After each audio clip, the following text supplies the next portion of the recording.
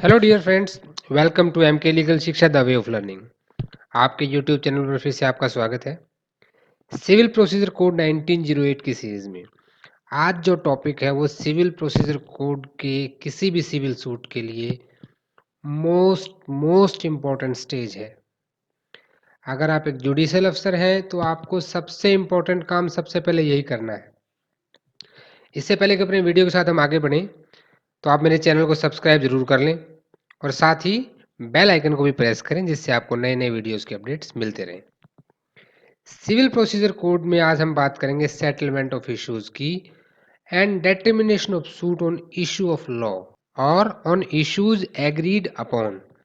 ये टोटल क्या है? This is the framing of issues in a civil suit. This is the stage where a judicial officer decides the actual principal question of controversy in the dispute.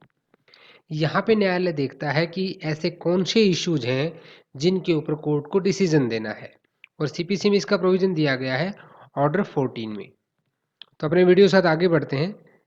देखिए, order 14 जो settlement of issues यानी कि issues frame होते हैं यहाँ पे, इसमें total कितने रूल दिए गए हैं? टोटल 7 रूल दिए गए हैं, रूल 1 से लेकर रूल 7 तक।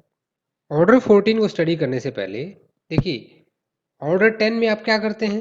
एग्जामिनेशन ऑफ पार्टीज करते हैं। ऑर्डर 11 में डिस्कवरी एंड इंस्पेक्शन, जहां पार्टीज के एक दूसरे को क्वेश्चनरीज देती हैं, डॉक्यूमेंट्स वगैरह के इंस्पेक्शन होते हैं। और ऑर्डर 12 में एडमिशन होता है। और उसके बाद ऑर्डर 13 में production, return and impounding of documents होता है।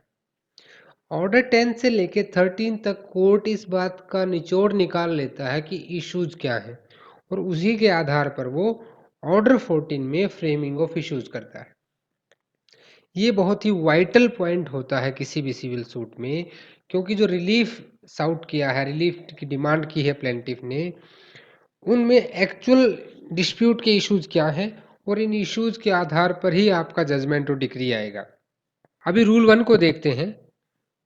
अभी आप अपना हेडफोन ऑन कर लें, पेपर और पेन साथ में रखें, इंपॉर्टेंट पॉइंट्स को नोट करते हुए चलें।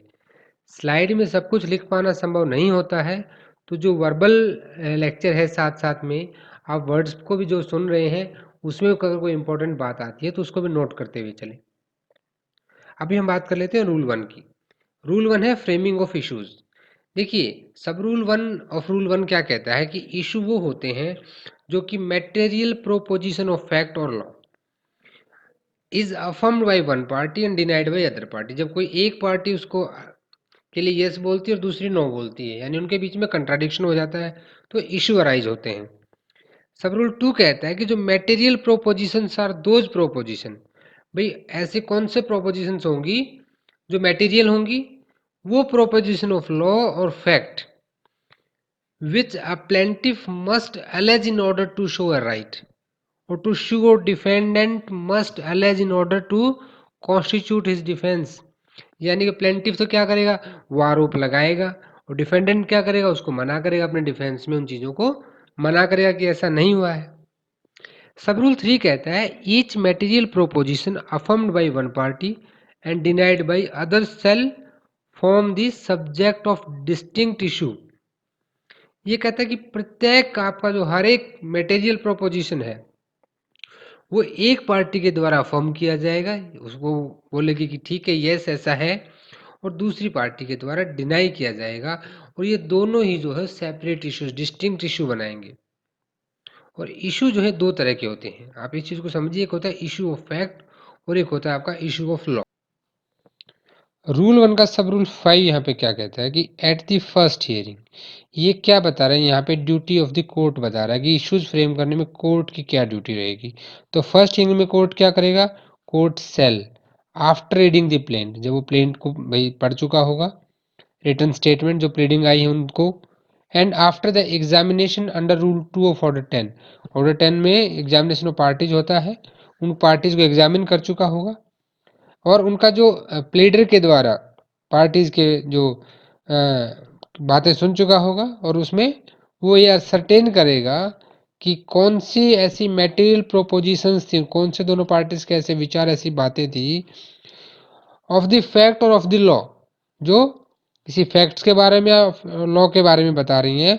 The parties are at the variance and shall there upon proceed to frame and record the issues. देखिए यहाँ पे क्या होता है फर्स्ट हियरिंग पे कि सबसे पहले अभी ऑर्डर 10 के हिसाब से एग्जामिनेशन करेगा।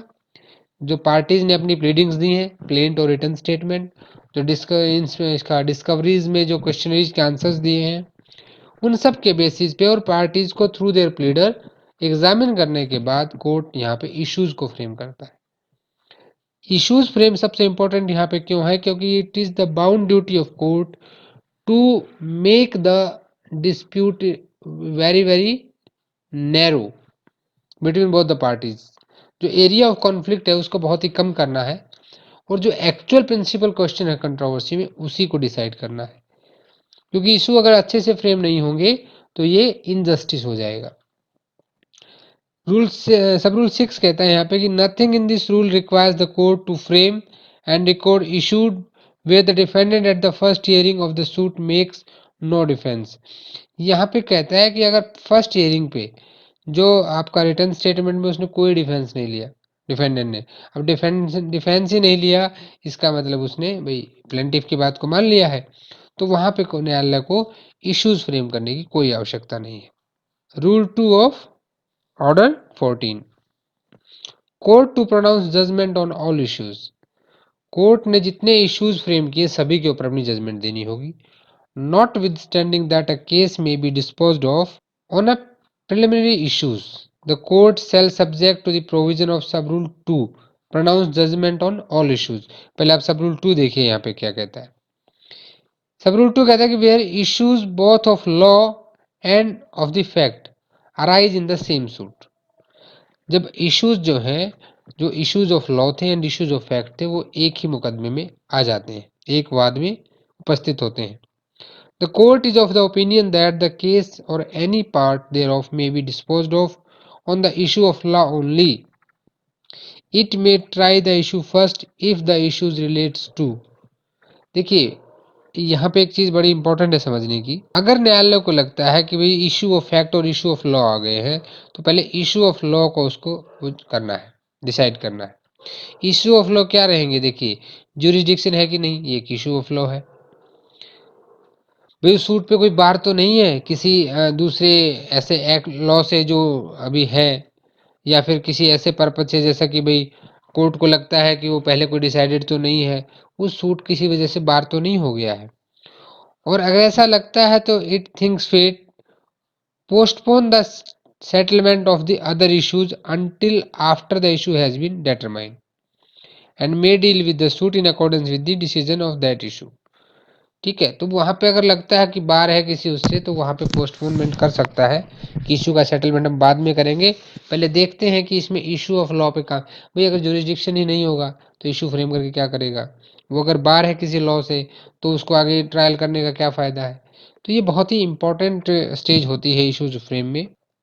नाउ रूल 3 कि जो materials from which issues may be framed, the court may frame the issues from all और any of the following matter. ऐसी कौन सी चीजें होंगी, ऐसी कौन सी बातें होंगी जहां से जो न्यायालय है वो इश्यूज को, विवादकों की रचना कर पाएगा, इश्यूज फ्रेम कर पाएगा। Allegations made on oath by parties और by any person present on their behalf और made by pleaders of such party.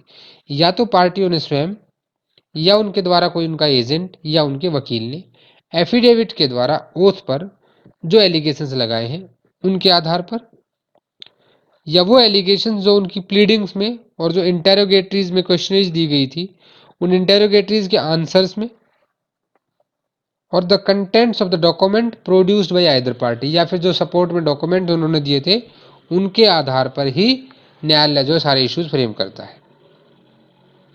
Rule 4 बात करेगा कोर्ट में एग्जामिन द विटनेस और डॉक्यूमेंट बिफोर फ्रेमिंग इश्यूज।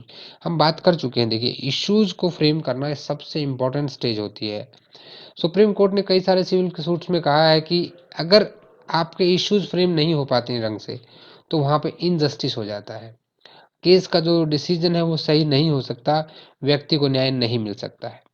तो इसमें न्यायालय अपना, जब तक पूर्ण रूप से न्यायालय इस बात से संतुष्ट नहीं हो जाता है कि इश्यूज क्या क्या है, तो उससे पहले अगर वो चाहता है कि मैं किसी विटनेस को बुला के एग्जामिन करूं, जज न्यायालय अगर चाहे तो किसी गवाह को बुला के एग्जामिन कर सकता है। उसे लगता है कि किसी दस्तावेज, किसी डॉक्यूमेंट को मंगा के एग्जामिन करना चाहिए, उसको मंगा सकता है। Where the court is in the opinion of the issues cannot be correctly framed without examination of some person। जहां न्यायालय को लगता है किसी व्यक्ति के को एग्जामिन किए बिना में इश्यूज सही से फ्रेम नहीं हो पा रहे हैं, तो वहां पे not before the court without the inspection of some document, या तो कोर्ट में उस व्यक्ति को बुला के उसका एग्जामिनेशन किया जाए, या वो डॉक्यूमेंट मंगवा के उसका इंस्पेक्शन किया जाए।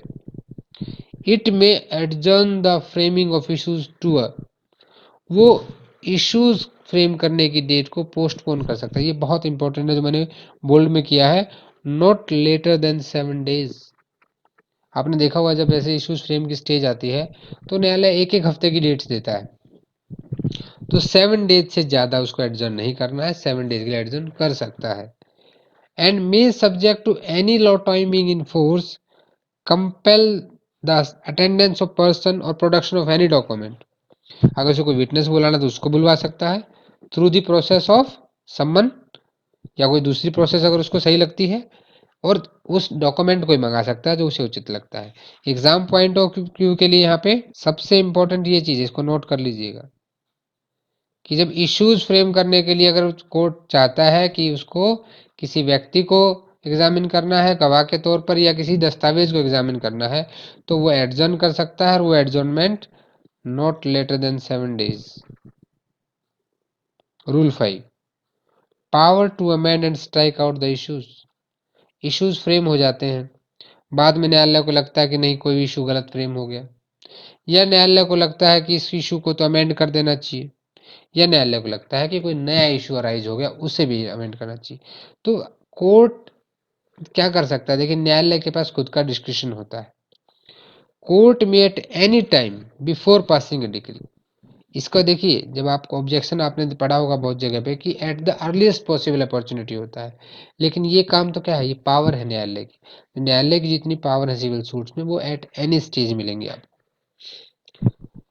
It can amend the issue, frame additional issues और such terms as it thinks fit, and all such amendments or additional issues as may be necessary for determining the matters in controversy between the parties shall be so made or framed।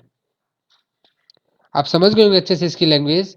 ये कहना चाह रहा है कि कोई additional issue उसको लगता है, इश्यूज को अमेंड कर सकता है, जैसा न्यायालय को उचित लगे वैसा वो कर सकता है। अब सब रूल 2 यहाँ पे क्या कहता है कि भाई सब रूल 1 में तो इसने कोई अमेंड कर लिया और नया इशू बना लिया। सब रूल 2 कहता है कि before passing degree it can strike out any issue. ऐसा कोई इशू जो उसको लगता है कि रॉन्गली फ्रेम हो गया है, रॉन्गली इंट्रोड्यूस हो गया है, उसको वो क्या कर सकता है, स्ट्राइक आउट कर सकता है। रूल 6, क्वेश्चंस ऑफ फैक्ट और लॉ में by agreement be stated in the form of issues. जो क्वेश्चन ऑफ फैक्ट रहेंगे, क्वेश्चन ऑफ फैक्ट हम बात कर चुके हैं पहले भी, वो होते हैं जो तथ्यों के आधार पर हैं, और क्वेश्चन ऑफ लॉ वहां पे होते हैं जब पॉइंट ऑफ लॉ कोई इन्वॉल्व होता है कि कानून के नज़र में उस चीज में क्या होना चाहिए था। It may by agreement be stated in the form of the issues. ऐसा कब हो सकता है कि where the parties to a suit are agreed as to the question of fact और of the law to decide between them, they may state the same in the form of an issues. देखिए अगर parties को लगता है कि कोई question of fact और question of law है और वो हम दोनों के बीच में उसमें डिसीजन हो जाना चाहिए, तो वो क्या है, वो उसको as a form of an issue and enter into an agreement in writing, वहां पे एक राइटिंग में एक एग्रीमेंट करेंगे दोनों party, that upon the finding of the court in the affirmative or the negative of issue, कि न्यायालय इसमें जो भी आइदर अफर्मेटिव और नेगेटिव जो भी डिसीजन देगा हम उसको मानेंगे। A sum of money specified in agreement और to be ascertained by the court, भाई एग्रीमेंट में या तो जो कुछ पैसों का लेन देन की बात की गई हो, या न्यायालय ने कुछ निर्धारित किया हो, या जिस दूसरे तरीके से न्यायालय को लगता है, shall be paid by one of the party to the other of them, or that one of them be declared entitled to some right or subject some liability specified in the agreement. तो agreement में जिस question of fact और question of law पे वो decision चाहते थे उसको वो इशू फ्रेम के तौर पे न्यायालय में दे सकते हैं। न्यायालय उस पर जो डिसीजन देगा वो उनको मानना पड़ेगा। और एग्रीमेंट में अगर बोला गया है कोई पैसों की कंडीशन की बात है या न्यायालय को उचित लगता है तो वो कर सकता है। या फिर क्या कर सकता है न्यायालय कि भाई दोनों लोगों के बीच में पार्टी ए और बी में डिस्प्यूट था, ए वहां पे क्या करेगा उसको कुछ लाइबिलिटी दे सकता है, राइट दिला सकता है, दूसरी पार्टी को भी लाइबिलिटी और राइट दे सकता है, यानी कि राइट और लाइबिलिटीज भी डिसाइड कर सकता है वहां पे। कुछ प्रॉपर्टी है जो एग्रीमेंट में स्पेसिफाई की गई है और जो डिस्प्यूट में है वो क्या कर सकती है, वो एक पार्टी का दूसरी पार्टी को दिलाई जा सकती है। देखिए सीधी सी बात है, जब एक इशू फ्रेम हो गया उस इशू पे कोर्ट जो डिसीजन देगा वो दोनों पार्टियों को मानना पड़ेगा क्योंकि दोनों पार्टियां रिटर्न एग्रीमेंट में आई थी। लास्ट है कि वन और more of the parties shall do or abstain from doing some particular act specified in the agreement and relating to the matter in dispute। अब उसमें से कोई एक या एक से अधिक पार्टी या तो दे विल सेल डू, या तो वो काम करेंगी या वो काम करने से रोकेगा न्यायालय उनको। ठीक है, तो जो पर्टिकुलर एक्ट है वो जो काम उसमें डिफाइन किया गया एग्रीमेंट में, या तो उसमें बोला गया कि आप करो भाई इसको, लाइबिलिटी है आपकी, या आप इसको नहीं करोगे। तो नहीं करने का या करने का जो एग्रीमेंट में बात हुई है वो वहां पे उसको करना पड़ेगा। अभी हम बात करते हैं अपने लास्ट रूल की, rule 7। Court if satisfied that agreement was executed in good faith may pronounce the judgement. अगर कोर्ट को लगता है कि रूल 6 में जो एग्रीमेंट किया था दोनों पार्टी ने वो गुड फेथ में किया है तो कोर्ट वहां पे जजमेंट प्रोनाउंस कर देगा। Where the court is satisfied after making such inquiry as it deems proper. Court जब सेटिस्फाई हो जाता है इंक्वायरी करने के बाद जैसी उसको उचित लगती है कि या तो एक जो एग्रीमेंट है वो ड्यूली एग्जीक्यूट हुआ दोनों पार्टीज के बीच में, that they have the substantial interest in the decision of the question, वो उसमें एक्चुअल में इंटरेस्टेड है, जो डिसीजन है हम उसको मान लेंगे। That the same is fit to tried and decided, it shall proceed to record and try the issues and state its finding और decision there in the same manner as if the issue had been framed by the court. और न्यायालय को अगर उचित लगता है तो न्यायालय उस पर इस तरह से उसको ट्राई करेगा, मान लो कि उस इश्यूज को पार्टीज ने नहीं दिया है, तो हमने बात की थी रूल 6 में कि पार्टी के द्वारा नहीं दिया गया, उसे न्यायालय ने खुद से फ्रेम किया है। And shall upon the finding of decision such issue pronounce judgement according to the terms of the agreement, और एग्रीमेंट की टर्म्स के ऊपर उसमें जजमेंट प्रोनाउंस कर देगा। And upon the judgement so pronounce a decree shall follow, decree हमेशा judgement को follow करती है। तो यहाँ आपने टोटल सभी रूल्स में देखा कि इश्यूज कैसे फ्रेम होते हैं। Thanks for watching this video. In videos को लाइक कर दें, अपने दोस्तों के साथ शेयर भी करें और सब्सक्राइब करना बिल्कुल भी ना भूलें चैनल को। साथ ही बेल आइकन को भी प्रेस करें जिससे कि आपको वीडियोस को अपडेट्स मिलते रहें। अगर आपको किसी तरह कोई डाउट है तो मुझे कमेंट करके बताएं।